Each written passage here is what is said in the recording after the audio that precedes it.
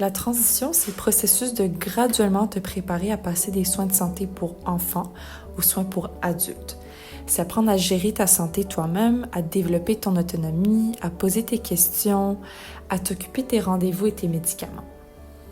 Les suivis, c'est justement pour voir, faire un contrôle. Est-ce que tout est encore correct? On souhaite que oui, mais si non, on veut le savoir le plus rapidement possible. C'est un changement.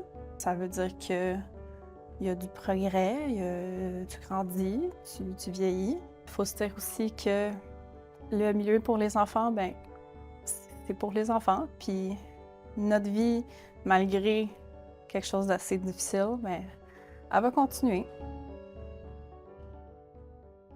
Passer du niveau pédiatrique aux adultes, c'était comme si on m'avait lancé du train avant qu'il ait complètement arrêté.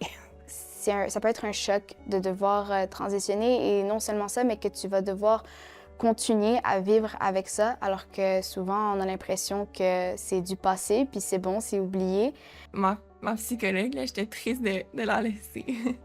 Puis j'aurais oublié qu'on continue à avoir un suivi, mais c'est plus possible. Sinon, ben, mon infirmière pivot aussi, mon oncologue aussi, et Vérofoire.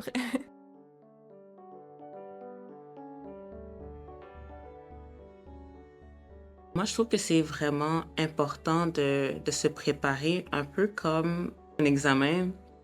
Si tu n'as pas étudié à l'avance, ben le moment où est-ce que tu vas arriver, peut-être que tu vas faire une nuit blanche, étudier à fond, puis au final, ça va juste t'épuiser plus. Je pense que oui, il y a une attente à connaître l'historique de santé quand vous avez des rendez-vous avec, par exemple, des spécialistes ou d'autres médecins ou professionnels de santé que vous ne voyez pas régulièrement. Mais c'est toujours important d'aller à ces rendez-vous, de prendre ces rendez-vous et de garder notre santé comme un aspect important de ta vie.